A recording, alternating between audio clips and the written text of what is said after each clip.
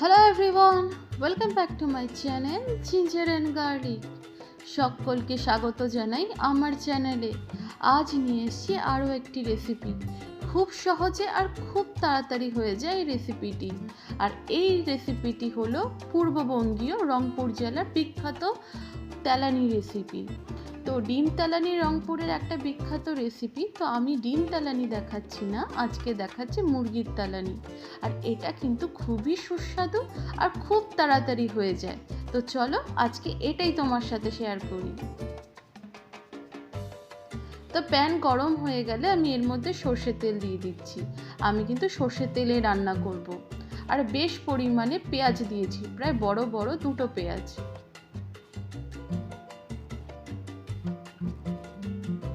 পেঁয়াজগুলোকে ভালো করে নরম করে ভেজে নেব।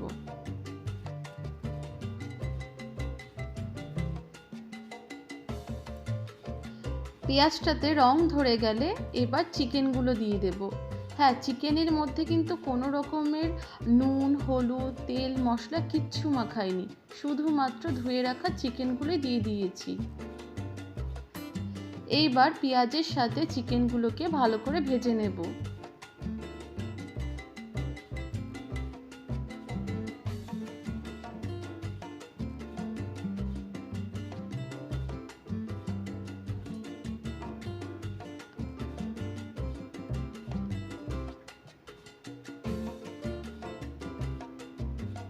পেঁয়াজের সাথে চিকেনগুলো যখন ভালো করে ভাজা হয়ে যাবে, এর মধ্যে আমি 3 চামচের মতো আদা রসুন বাটা দেব। এইবার ভালো করে কষিয়ে নেব।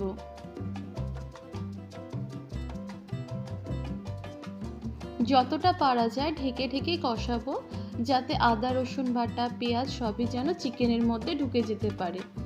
এখন এর মধ্যে 4 টুকরো টমেটো দিয়ে দিলাম।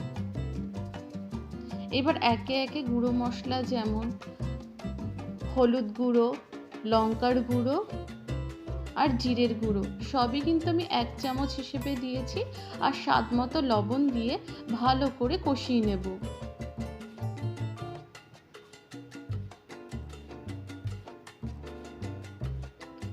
যত ভালো করে কষানো হবে, চিকেন কিন্তু খেতে আরো বেশি ভালো লাগবে।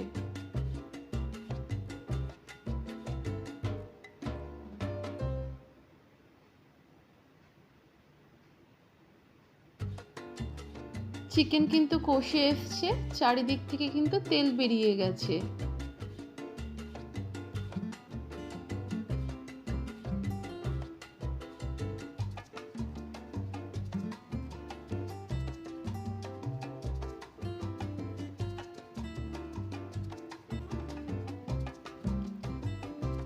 এইবার আমি 2 থেকে 3 চামচের মতো দই দিচ্ছি।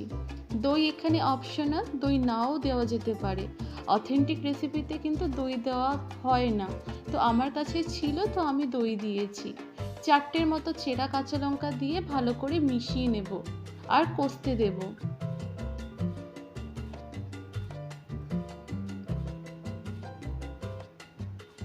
বন্ধুরা, যদি আমার এই রেসিপিটি ভালো লেগে থাকে তাহলে অবশ্যই বলবো একটা লাইক করো, একটা শেয়ার করো আর কমেন্ট করো।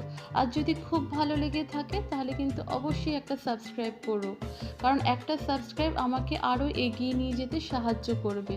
আর যারা আমার পুরনো বন্ধু আছে তাদের সকলের কাছে একটাই অনুরোধ, তারা যেন লাইক দিয়ে ভিডিওটা দেখা শুরু করে। যখন কষে এসছে এর মধ্যে আমি পরিমাণ মতো জল দিয়ে দেব।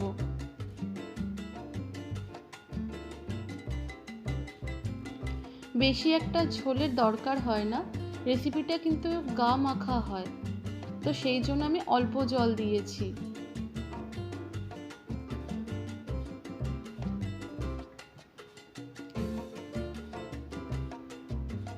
চিকেন কিন্তু সেদ্ধ হয়ে গেছে।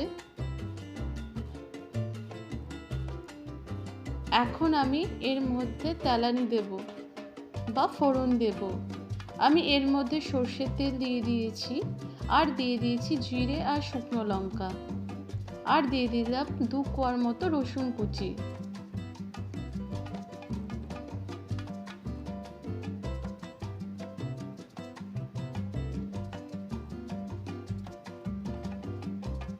এই ফোড়ন বা তেলানিটা দেওয়ার জন্য এর মধ্যে আরও বেশি সুগন্ধ আসবে আর খেতেও খুব ভালো লাগবে।